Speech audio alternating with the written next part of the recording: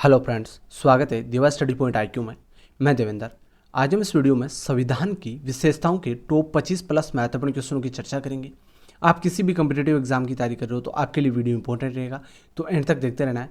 और चैनल को सब्सक्राइब नहीं किया तो सब्सक्राइब और बेल आइकन प्रेस कर देना, जिससे आपको लेटेस्ट वीडियो मिलता रहेगा। लास्ट में मैंने आपसे एक क्वेश्चन पूछा, उसका आंसर आपको कमेंट में देना है। तो पहला क्वेश्चन है, भारतीय संविधान कैसा है? तो भारतीय संविधान कैसा है? कठोर, लचीला, नहीं कठोर, नहीं लचीला, असंत्य कठोर, अंशतः लचीला। तो भारतीय संविधान कैसा है? भारतीय संविधान है अंशतः कठोर, अंशतः लचीला है। यहाँ पर पूरी जानकारी भी पढ़ सकते हैं। यह सरकार की संसदीय प्रणाली के साथ एक संप्रभुत्व समाजवादी धर्मनिरपेक्ष लोकतांत्रिक गणराज्य है। गणतंत्र भारत की संविधान के संदर्भ में शासित है, जिसे 26 नवंबर 1949 को संविधान सभा द्वारा अपनाया गया था और 26 जनवरी 1950 को लागू हुआ था। संविधान लागू कब हुआ था? 26 जनवरी 1950 को। और संविधान सभा द्वारा अपनाया कब गया था संविधान को? 26 नवंबर 1949 को। तो ये भी आपको जानकारी ध्यान रखना। और संविधान कैसा है? भारतीय संविधान अंशतः कठोर और अंशतः लचीला है। ठीक है। तो अगला 2 नंबर क्वेश्चन है, विश्व का सबसे बड़ा लिखित एवं सर्वाधिक व्यापक संविधान किस देश का है? ब्रिटेन, भारत, कनाडा, दक्षिण अफ्रीका। विश्व का सबसे बड़ा लिखित एवं सर्वाधिक व्यापक संविधान भारत का है। ठीक है, यहाँ पर आप डिटेल में पढ़ सकते हैं। भारत का संविधान विश्व का सबसे लंबा लिखित संविधान है। यह बहुत बृहद, समग्र एवं विस्तृत दस्तावेज है। ठीक है, मूल रूप से 1949 में संविधान को एक प्रस्तावना, 395 अनुच्छेद, 12 भागों में विभक्त और 8 अनुसूचियाँ थी। 1949 में जब संविधान बनकर तैयार हुआ था 26 नवंबर को, उस दिन इसमें 395 अनुच्छेद, 22 भाग और 8 अनुसूचियाँ थी। लेकिन वर्तमान में 12 अनुसूचियाँ, 25 भाग है। तो ये भी आपको ध्यान रखना है। 3 उपभाग और है, तो ये ध्यान रखना। और 12 अनुसूचियाँ। अगर अनुसूचियाँ का आपको वीडियो चाहिए तो आप चैनल पेज की प्लेलिस्ट में जाकर देख सकते हैं। पूरा डिटेल में आपको वीडियो मिल जाएगा और महत्वपूर्ण जो क्वेश्चन है वो भी मिल जाएंगे, वो भी आप देख सकते हैं। ठीक है। तो अगला क्वेश्चन आपका, भारत का संविधान किस प्रकार का है? तो भारत का संविधान किस प्रकार का है? नम्य, अनम्य, नम्य और अनम्य, इनमें से कोई नहीं। तो भारत का संविधान है ये नम्य और अनम्य प्रकार का है। तो ये आपको ध्यान रखना है। सी ऑप्शन आपका इसमें राइट हो जाएगा। सारे क्वेश्चन इंपॉर्टेंट और सिलेक्टेड है, क्योंकि एग्जाम में ये क्वेश्चन बार बार पूछे जाते हैं। भारत के संविधान में भारत को माना गया है, भारत के संविधान में भारत को माना गया है एक अर्ध संघ, स्वतंत्र राज्यों का एक संघ, राज्यों का एक यूनियन, इनमें से कोई नहीं। तो भारत के संविधान में भारत को क्या माना है? राज्यों का एक यूनियन। ठीक है, सी ऑप्शन आपका इसमें राइट हो जाएगा। अगला क्वेश्चन है, भारत एक धर्मनिरपेक्ष देश है, इसका तात्पर्य क्या है? भारत एक धर्मनिरपेक्ष देश है, इसका तात्पर्य है, इसका तात्पर्य उसका राज्य स्तर पर कोई धर्म नहीं है, इसलिए धर्मनिरपेक्ष देश है। तो आपको ध्यान रखना है, इसका राज्य स्तर अलग से कोई धर्म नहीं है, ये आपको ध्यान रखना है। बी ऑप्शन राइट हो जाएगा इसमें। अगला क्वेश्चन आपका, निम्नलिखित कथनों में से कौन सही है? निम्नलिखित कथनों में से कौन सा सही है? तो इसमें भारतीय संविधान आध्यात्मक है, भारत का नामात्र का राजतंत्र है, भारत एक कुलीन तंत्र है, भारत एक संसदीय प्रजातंत्र है। तो इस कथनों में से सही कथन कौन सा है? इस कथनों में से सही कथन है भारत एक संसदात्मक प्रजातंत्र है। तो ये ध्यान रखना है। डी ऑप्शन आपका राइट हो जाएगा। ये तीनों आपके गलत हो जाएंगे। ठीक है। अगला क्वेश्चन है, भारतीय संविधान के संबंध में कौन सा कथन सत्य है? कौन सा कथन सत्य पूछा है? तो कौन सा कथन सत्य है? ये एक मौलिक संविधान है, ये दूसरे देशों के संविधान से प्रभावित है, ये दूसरे देशों के संविधान की बिल्कुल नकल है, उपयुक्त सभी कथन गलत है।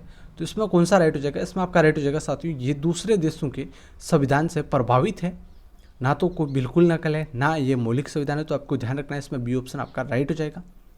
साथ में आप भी कमेंट में आंसर दे सकते हैं। भारतीय संविधान का स्वरूप किस प्रकार का है? भारतीय संविधान का स्वरूप किस प्रकार का है? स्वरूप है ये किस प्रकार का है? तो इसमें एकात्मक, पूर्णतया संघात्मक, संरचना में संघात्मक, भावना में एकात्मक, भावना में संघात्मक, संरचना में एकात्मक। तो स्वरूप कैसा है? स्वरूप है संरचना में संघात्मक, भावना में एकात्मक। सी ऑप्शन आपका इसमें राइट हो जाएगा। ठीक है। अगला क्वेश्चन आपका, भारतीय संविधान भावना में एकात्मक है क्योंकि कौन सा राइट हो जाएगा इसमें? इसमें आपका हो जाएगा उपयुक्त सभी। भारतीय संविधान भावना में एकात्मक है क्योंकि ये केवल संसद को संवैधानिक संशोधन प्रक्रिया आरंभ करने का अधिकार है। इंपॉर्टेंट है, ध्यान रखना है कि केवल संसद को संवैधानिक संशोधन प्रक्रिया आरंभ करने का अधिकार है। संसद है ये प्रक्रिया आरंभ कर सकती है। ठीक है। कुछ स्थितियों में संसद को राज्य के लिए कानून बनाने का अधिकार है, बिल्कुल राइट है। और अखिल भारतीय सेवाओं के कारण, तो इसमें आपका उपयुक्त सभी राइट हो जाएगा, तीनों ऑप्शन इसमें सही है। ठीक है, अगला क्वेश्चन आपका, भारतीय संविधान के संदर्भ में कहा जाता है कि यह एक मौलिक संविधान है, वकीलों का स्वर्ग है, वकाशील संविधान है, तानाशाही संविधान। तो भारतीय संविधान के संदर्भ में क्या कहा जाता है, ये एक वकीलों का स्वर्ग है। तो आपका बी ऑप्शन इसमें राइट हो जाएगा साथियों। ठीक है, अगला है, भारतीय संविधान पर सबसे अधिक प्रभाव किसका पड़ा। भारतीय संविधान पर सबसे अधिक प्रभाव किसका पड़ा, तो इसमें कौन सा राइट हो जाएगा, भारत सरकार अधिनियम 1935, ब्रिटेन के संविधान का, संयुक्त राज्य अमेरिका के संविधान का, कनाडा के संविधान का। अगर आपने पिछले सारे वीडियो देख रखे होते तो इसका आंसर आप दे सकते थे। ठीक है, सारे वीडियो में इसके बारे में डिटेल में बताया गया है। भारतीय संविधान पर सबसे अधिक प्रभाव किसका पड़ा, तो इसमें राइट हो जाएगा भारत सरकार अधिनियम 1935 का सबसे अधिक प्रभाव पड़ा। तो ए ऑप्शन आपका इसमें राइट हो जाएगा। अगला क्वेश्चन है, निम्नलिखित में से किससे निर्धारित होता है कि भारत का संविधान परिसंघीय है। किससे निर्धारित होता है कि भारत का संविधान परिसंघीय है।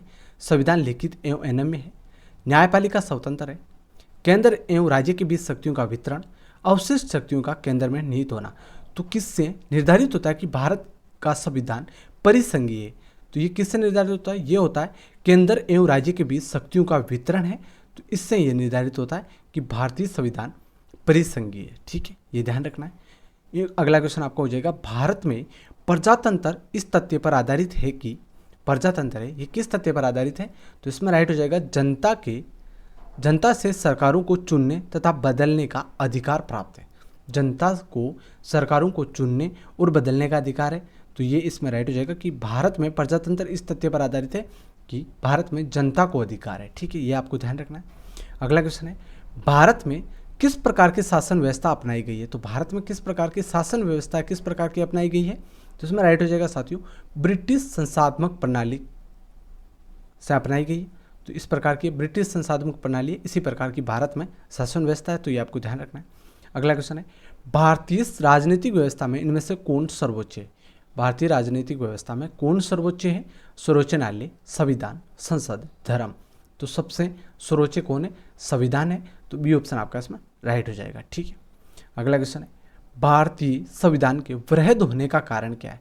भारतीय संविधान का वृहद होने का कारण क्या है, इनमें अनेक संविधान के अनुभव समाविष्ट है, इसमें विस्तृत प्रशासनीय प्रावधान है, ये एक बड़े देश के शासन से संबंधित है, इसमें संघ तथा राज्य दोनों सरकारों का संविधान है।